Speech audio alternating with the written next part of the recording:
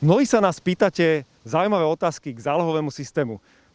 Spoločne so správcom zálohového systému sa vám teraz pokúsime na viaceré z nich odpovedať. Mnohí sa nás pýtajú, prečo sa zálohového systému budú týkať fľaše v rozsahu od 1 deci do 3 litrov. Veľmi zaujímavá otázka. Prečo to tak je? Určite veľmi zaujímavá otázka. Je to v súvislosti s tým, že sa zákonodárca snažil pokryť čo najširšie spektrum obalov. Pretože nemôžeme zabúdať na ten základný cieľ, ktorý zálohový systém má, a to je vyzbierať čo najväčšie množstvo plastových a kovových obalov na nápoje. Preto je ten rozsah stanovený tak široko, aby to bolo od všetkých, ktoré sú dostupné na trhu, tých najtypickejších. A je to samozrejme aj podľa skúseností z iných krajín. Veľmi častá otázka je, prečo pri odovzdávaní fľaš do zálohového systému, do automatu v zálohovom systéme ich nesmieme stláčať. Je to veľmi dobrá otázka a veľmi dôležitá z pohľadu zálohového systému, pretože tu dochádza k tej zmene, ktorú potrebujeme od spotrebiteľa, aby si uvedomil.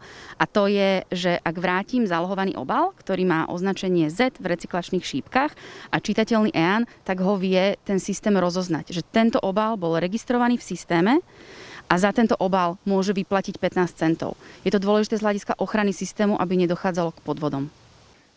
Ďalšia otázka je, ktorým systémom v zahraničí sa ten slovenský inšpiroval? Priznávam, že inšpirácia slovenského zálohového systému vznikla ešte pri príprave analýzy Inštitútu environmentálnej politiky a oni sa inšpirovali aj pred prípravou legislatívy najmä tými pobaltskými a škandinávskymi systémami.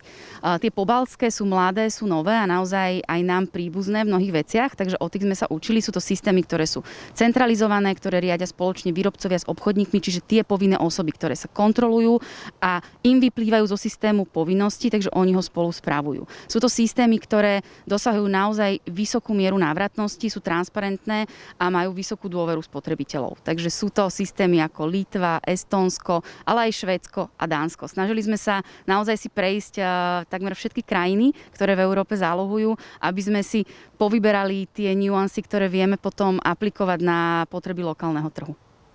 Ešte by sme mohli možno našim sledovateľom upresniť, tá úroveň recyklácie pri tých najlepších krajinách dosahuje akú hodnotu?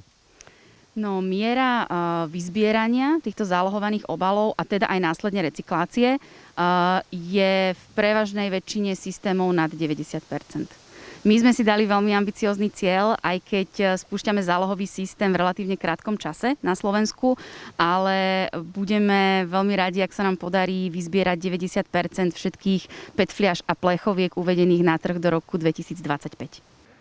A v tom budeme držať palce správcovi zálohového systému, aby celý tento veľký projekt mal naozaj zmysel, tak je dôležité, aby sa do neho zapojili jednak výrobcovia a distribútori, ale aj verejnosť, občania. Ďakujeme krásne Lucii Morvaj za rozhovor a tešíme sa na vás pri ďalšom videu. Dovidenia.